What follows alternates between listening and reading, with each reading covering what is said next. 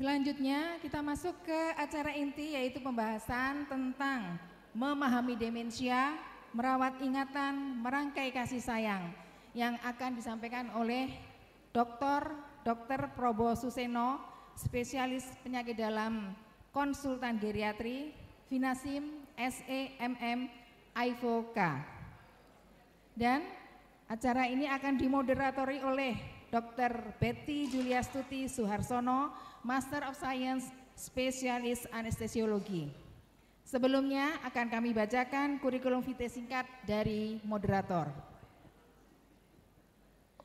Dr. Betty Juliastuti Suharsono saat ini bekerja sebagai pegawai negeri sipil di pemerintah Kabupaten Sleman. Adapun riwayat pendidikan beliau sebagai berikut: S1 dari Fakultas Kedokteran UGM, S2 dari Fakultas Kedokteran UGM, program pendidikan dokter spesialis juga dari Fakultas Kedokteran UGM. Jadi boleh dibilang Dr. Betty ini die-hardnya Fakultas Kedokteran UGM. Baik, untuk pengalaman organisasi beliau adalah sebagai berikut. Beliau menjabat sebagai pengurus ID Cabang Sleman masa bakti 2016 sampai sekarang. Pengurus ID DIY masa bakti 2018 sampai sekarang. Pengurus DWP UP FKKMK UGM masa bakti 2020 sampai sekarang. Selain itu, beliau juga pengurus PERSI, yaitu Perhimpunan Rumah Sakit Seluruh Indonesia untuk DIY masa bakti 2018 sampai 2021. Beliau juga ketua tim akreditasi RSUD Sleman masa bakti 2015 sampai sekarang.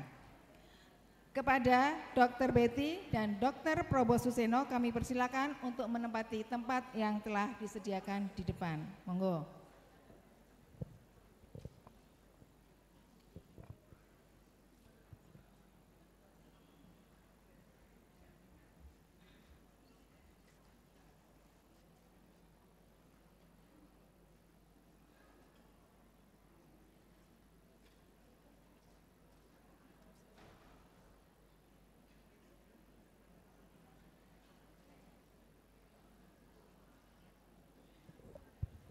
Bismillahirrahmanirrahim. Assalamualaikum warahmatullahi wabarakatuh.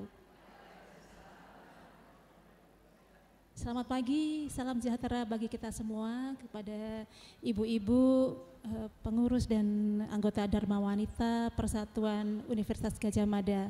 Alhamdulillah pagi ini kita kedatangan tamu yang sangat istimewa, tamu yang akan memberikan ilmunya, nanti bisa sharing pengalaman dengan beliau. Dan sebelum kita mulai, izinkan saya menyampaikan kurikulum vitae dari narasumber. Beliau adalah Dr. Probo Suseno, spesialis penyakit dalam, konsultan geriatri, Finasim, sarjana ekonomi, magister manajemen dan ahli ilmu faal klinis olahraga. Dr. Probo lahir di Sukoharjo tanggal 22 Maret tahun 1962. Kemudian saat ini masih bertugas di Departemen Ilmu Penyakit Dalam, Fakultas Kedokteran Kesehatan Masyarakat dan Keperawatan Universitas Gadjah Mada, serta di Rumah Sakit Umum Pusat Dr. Sarjito. Kemudian beliau dari S1, S2 dan S3 juga UGM, ternyata ini die hard juga nih dengan UGM sama dengan saya. Kemudian Dr. Probo adalah senior saya, guru saya, juga dokter dari orang tua saya, bapak saya, ibu saya. Jadi sudah banyak tahu beliau sangat intens dengan kasus-kasus geriatri. Kemudian pengalaman organisasi beliau sebelum di RSUD Dr. Sarjito pernah bertugas di RSUD Temanggung, pernah juga di Dinas Kesehatan Kabupaten Temanggung dan sekitarnya. Baik Bapak dan Ibu, tidak banyak akan saya buang waktu karena materinya cukup padat. Semoga bermanfaat. Kepada Dr. Probo, waktu kami persilahkan. Terima kasih. Assalamualaikum warahmatullahi wabarakatuh. Alhamdulillah wa syukrulillah, la haula wa la quwwata illa billah. Ibu-ibu yang saya hormati, ibu-ibu yang merupakan suami dari guru-guru saya yang saya hormati, atau teman saya yang saya hormati, yang disayanginya, yang menyayanginya, yang saya hormati. Alhamdulillah, Betty yang saya sayangi. Alhamdulillah pada pagi ini Allah memampukan kita untuk bertemu di ruangan yang sejuk ini dan dalam forum yang sangat mulia, yaitu mencari ilmu ya, sambil silaturahmi. Dua niat ini dapat pahala dari Tuhan. Sudah hatinya senang, dapat bonus sehat dan dapat pahala lagi. Ya, gara-gara kita mencari ilmu dan berniat bersilaturahmi. Dan saya mendapat kehormatan didahului oleh Bu Uke, Bu Jody untuk ngisi acara ini ya. Dan terima kasih pada semuanya. Ya, saya akan langsung masuk di model tanya jawab atau langsung saya terangkan saja. Ya. Ya. Ya. Enteng-entengan saja ya. Ya. Jadi Ibu, saya jalan-jalan atau enak duduk atau jalan-jalan? Ya. Oh ya, jalan-jalan ya. Ya, makasih. Oh, bisa pakai ini bisa. Ya. Ibu-ibu dan mbak-mbak dan dik-dik, mungkin tepatnya Bu BMD ya, Bu Mbak Dik ya. Karena kalau umurnya 63 tahun ke bawah itu adik saya. Ya, Profesor Yunita ini masih profesor tapi masih muda, Dik sebenarnya. Tapi karena profesor ya maaf Prof ya gitu. Adik kelas saya tapi adik. Ya, tapi kata Prof ya guru besar di sini harus saya hormati sebagai guru saya ya. Ya. Jadi kita akan bincang-bincang sebentar, nanti ilmunya sangat panjang. Sebenarnya ilmunya ini saya bikin buku dan meneliti tentang ini cukup banyak. Jadi tak mungkin saya sampaikan semuanya dalam waktu yang hanya 1 jam. Termasuk diskusi, jelas tidak cukup ya. Karena itu saya sampaikan cara ringkas saja. Bahwa manusia itu yang normal pasti punya keinginan kita pasti berubah. Gak ada orang pengen ajak. Kalau ajak kita gak mungkin besar. Anak kita kecil terus, bayi terus. Kita pengen berubah. Berubah seperti yang kita inginkan. Kalau berubah tidak seperti yang kita inginkan, kita bukan bahagia, tapi duka, resah, gelisah. Ya. Dan itu bisa menimbulkan problema jangka panjang. Orang biasanya mencari ini, berubah yang diinginkan. Apa yang dicari? Rata-rata SPKT ini. Ya. Hampir setiap hari kita cari. K, kaya. Duit, K. Ya. Ya. Kadang-kadang gara-gara pengen K, sampai melanggar aturan agama dan negara. Karena pengen kaya. Yang kedua, setelah kaya kok loro, pengen S, sehat. Dan orang kaya dan sehat ternyata butuh P, pinter gitu. Maka SPK itu pinter, penting banget, sehat, pinter, kaya. Apakah bahagia? Enggak, tambah T, terkenal. Wah, kita bahagia ini. Ya. Tapi ternyata ada juga orang yang enggak bahagia meskipun sudah dapat SPKT, pengen SPKT level 2. Udah sehat, pinter, kaya, terkenal, tapi ternyata enggak bahagia. Pengen satu lagi, soleh solihah. Udah sehat, pinter, kaya, soleh solihah, tidak akan nyemelangi punya suami kayak gitu. Diculke tidak akan, meskipun banyak wanita yang menggodanya, tidak, dia kebal goda. Meskipun tertarik juga, tapi kebal gitu ya. Ya. Tidak mungkin ada uang banyak enggak akan diambilnya. Karena dia soleh atau solihah. P, pengennya pangkatnya tinggi. Yeah. Termasuk pangkat akademik. Yeah. Asisten, lektor kepala, profesor ya. Itu normal, bagus. Bahkan kita sebaiknya punya pangkat yang tinggi untuk kebaikan. Benar Pak, K, tadi kayak sudah sehat, pinter, kaya, terkenal, soleh solehah, ya kemudian tadi apa?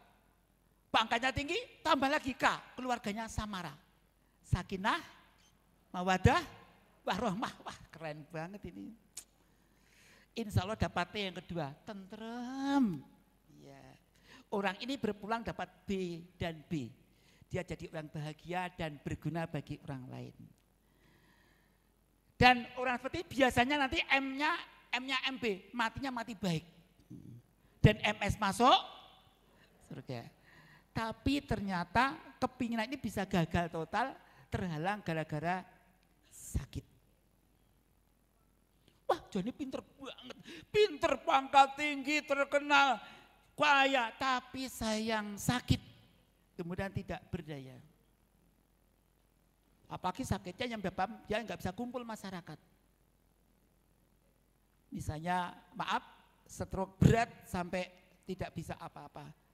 Sampai mandi dimandiin, makan dimakanin, minum diminumin, pakai baju dibajuin, sampo disampuin, sisir disisirin kenceng. Ya Allah, ya Allah, ya Allah, kasihan banget ini ya Allah. Ini ibu-ibu yang terhormati, ya. Yang kedua, penghalang kedua yang menyebabkan orang gagal bahagia. Sakit itu tidak harus dirinya, bisa anaknya, ibunya, adiknya, menantunya, cucunya, atasannya, stafnya yang diandalkannya sakit, kacau. Yang kedua, miskin. Miskin itu tidak susah tapi tidak enak. Miskin itu dianggap penghalang. Saya pengen belajar, sekolah lagi butuh biaya, nggak punya uang, nggak bisa sekolah.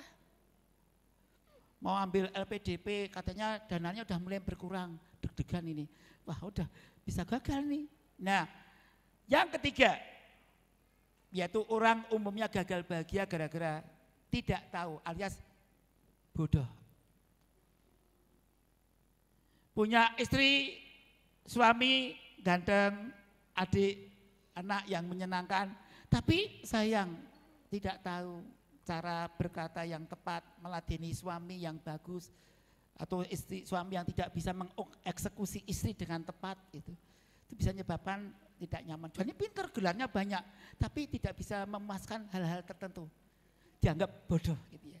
Dan yang terakhir, orang gagal bahagia gara-gara nafsunya tidak dapat dikendalikan, alias remblong.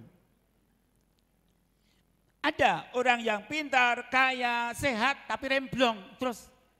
Zina ke kiri, zina ke kanan, serong ke kiri, serong ke kanan, selingkuh ke kiri, selingkuh ke kanan, korupsi ke kiri, udah. Akhirnya bonyok, gagal bahagia. Jadi Bapak Ibu yang saya hormati, karena itulah kita sama-sama pengen jadi orang yang bahagia dengan waspada penghalang tadi. Tadi saya katakan mengapa orang gagal bahagia karena sakit. Nah, penyebab sakit itu diringkas, singkatannya adalah badi pamit. Ya. Bawaan, gawan bayen, lahir ceprot, bibir sumbing, mata juling, tangan kiting, randi kuping, otak miring dan sebagainya. Bisa bahagia, bisa. Tapi perjuangannya sangat keras. Yang kedua, degeneratif. Kekurangan, dia mengalami kemunduran akibat proses yang panjang, apakah dipakai berkali-kali ataukah karena proses tua. Gejalanya ada 14I atau 32B ya. Ya.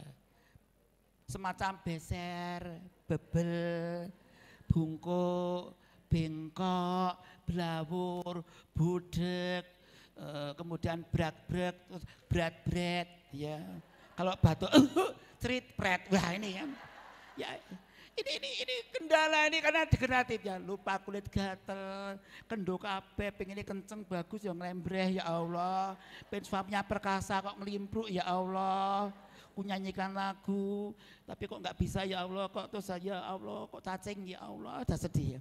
Ini degeneratif ya, ada 14I dan 32B ya. Kemudian D yang kedua, defisiensi, kekurangan bahan-bahan tertentu tubuhnya. Dulu gagah, tapi sekarang kok jadi gini? Karena kekurangan kalsium dan vitamin D. Osteoporosis. Ya, ini akibat defisiensi, kekurangan bahan tertentu. Matanya bagus sekarang, bermata tapi tak melihat, bertelinga tapi dia tuli ya. Karena salah, kekurangan bahan tertentu menyebabkan dia mundur seperti ini. Ini D. P, orang sakit karena pikiran atau perasaan. sedih hatiku karena hilang dompetku. Hilang dompetnya isinya banyak, stres, asam lambung naik, tensi naik, terus gula darah jadi naik, boyok pegel, rasa bubuk, pikirannya memikirkan suami, terlalu sabar itu, ya Allah, terlalu menerima, karena enggak ambisius, enggak ambisius loh mas. Jangan sabar kok malah ngomong, uang tuh punya ambisi mas, ambisi itu bukan lawan mas, tapi dia teman. Iya. Nah aku ambisinya bojone lho, ojo, nek kuwi ojo. Lho kok ya ini Pak contoh ya. Kadang-kadang ya mikir. Kemudian autoimun, penyakit seperti lupus, kemudian penyakit seperti rematik, AIHA, banyak penyakit-penyakit karena autoimun ya. Kalau dikupas ada sekitar 200-an penyakit. Metabolik, karena gula, kolesterol, asam urat. Infeksi, karena M-nya kurang satu, M-nya itu makhluk halus, itu bisa bikin penyakit juga ya. Ada infeksi bisa karena infeksi apapun, virus, jamur. Ya.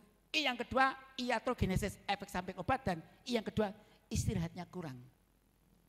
Kalau itu dan itu kasus banyak profesor teksek, ada dokter teksek itu banyak terjadi.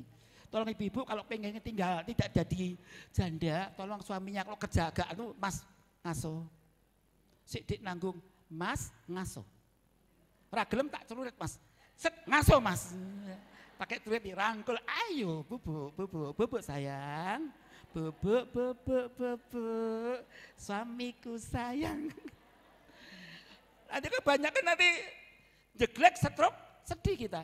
Hati, kelelahan berat itu maaf ya, bisa konyol. Ada dulu murid dari anestesi ambil konsultan tapi enggak di UGM. Di UGM agak selamat ya.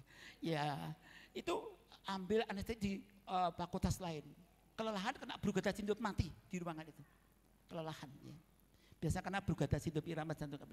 Terakhir kenapa sakit karena orang tadi karena trauma, kepidak, keculek, keplenet, kesandung, ketabrak, kesetrum.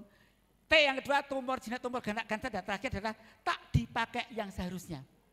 Tolong ibu-ibu, bapak-bapak diperiksa onderdilnya, kalau enggak dipakai itu akan mengalami pengurangan kekuatan kesaktiannya. Jadi tolong nanti kalau perawatan bagus, mas perawatan apa? Kata dokter Probol biar bagus harus dirawat mas, fungsikan, pokoknya gitu ya fungsinya. Nah, orang itu bisa mengalami musibah sampai meninggal dunia gara-gara proses penyakit dan proses menua, penyebab sakit itu. Dan menyebabkan tidak mampu, ketidakberdayaan, kecacatan, kematian. Beruntunglah kalau orang punya orang yang menyayanginya. Jadi ibu-ibu yang saya hormati, ini gambar mobil ini bukan saya pamer mobil, bukan mobil saya soalnya ini. Mobilnya David McNeil dari Jerman. Mobil ini tua, keluaran tahun 63 dari pabrikannya. Ferrari yang memenangkan Tour de France di Eropa sana. Dan mobil ini harganya berapa ibu-ibu? Termahal di dunia ini. Mobil ini mobil kuno harganya 973 miliar. Melebihi mobil yang saya miliki. Ya Allah. Ya Allah ya Rabbi. Ya kita kan rodok murah gitu ya. Tapi kan aku padha nglindingi. Tapi ini beda. Meskipun tua masih jos. Maksud saya, bapak ibu kita akan menua, suka tidak suka, siap gak siap, tapi kita bisa tetap berfungsi bagus selama kita menjaga organnya bisa berfungsi bagus. Tua tapi masih jos. Niku masih enak. Ya Allah. Penak numpak yo penak, nyopir yo penak. Ya ini ibu yang teman. Ya, kita lanjutkan. Nah, inilah penyakit yang sering pada lansia. Salah satu penyakit lansia adalah intellectual impairment, melalui kemunduran kecerdasannya. Dan itu dampaknya bisa bermacam-macam. Kalau orang memorinya itu terganggu, itu anugerah atau musibah. Bisa anugerah, bisa musibah. Lupa itu nikmat atau adab? Ataukah adab? Ya, bisa. Ibu-ibu kalau nggak lupa bahaya loh. Baru makan, kelingan, wah bahaya tuh. Kelingan terus, supaya kelingan kasih domangan tuh. Ya Allah. Iya. Mau makan daging lele kae macem-macem ya. Sing Pangane maem linggon anu nganggo plung lap di maem tuh didol. Tak pangan saiki. Iki mau tangan kiri iki Pak tanggul bingar nganggo CAWI ka. Terus ya Allah. Kelingan terus aja do makan ini. Jadi kalau orang teringat terus nggak bisa hidup normal, sedih. Nggak bisa tidur, stres. Allah beri kita nikmat lupa. Asal jangan lupanya parah. Maka ada yang sibuk lupa. Namanya siapa ya? Saya ingat wajahnya yang di TV itu ya. Tapi saya lupa namanya. Kayak ketemu pisan kok. Kalau temunya jarang udah 50 tahun reuni teman SD gitu. Iya. Ya itu kancamu jeneng sapa? Ya kok sapa? Ya, itu lupa wajar. Lupa yang wajar karena lama enggak ketemu. Lupa karena sibuk. Bu Yunita tolong berikan martabak ya nanti habis ngoperasi pasien, habis ngajar. Oh iya, oke. Sibuk ngajar, diskusi, langsung pulang. Lah, mama mana martabaknya? Aduh, lupa. Karena sibuk itu lupa wajar. Lupa wajar itu kalau sibuk kemudian lupa. Tapi kalau kaca patung di mana ya? Udah tahu di sini. Di mana ya? Tapi kemudian agak sering gitu, ini lupa sedang ini. Pernah naik mobil berangkat untuk sendiri pulang pakai Grab. Wah ini ya. Ya, awas ini. Lupanya agak ketahuan lebih sering gitu. Itu lupa sedang, hati-hati ya. Yang lupa berat namanya demensia. Sampai lupa benar. Siapa aku, siapa kamu. Nanti akan sampaikan contoh-contoh nyata dari pasien-pasien saya yang saya sedih sekali. Anaknya profesor, menantunya profesor, dokter hebat-hebat. Bidangnya lagi. Bapaknya pikun, bingung, menuduh isinya apa? Kamu LONTE, kamu wanita LONTE di sini. Pergi kamu pergi, padahal istrinya sendiri. Loh aku di sini, aku masih berjaga. Aku banyak istri. Loh, aku kan bojomu. Enggak, aku masih berjaga. Lagi ini anakku. Aku bojomu, bukan. Aku berjaga. Ngeyel loh. Ya Allah. Jangan lupa, itu sampai 3 tahun. Akhirnya tidak sakit lagi, salah saya rawat karena meninggal dunia. Ya Allah, ya Allah, ya Allah, ya Rabb. Tapi yang merawat terutama bagian menyiapkan pasangannya. Untungnya pasangannya sayang banget. Anaknya sayang banget, menantunya sayang banget, cucunya sayang banget.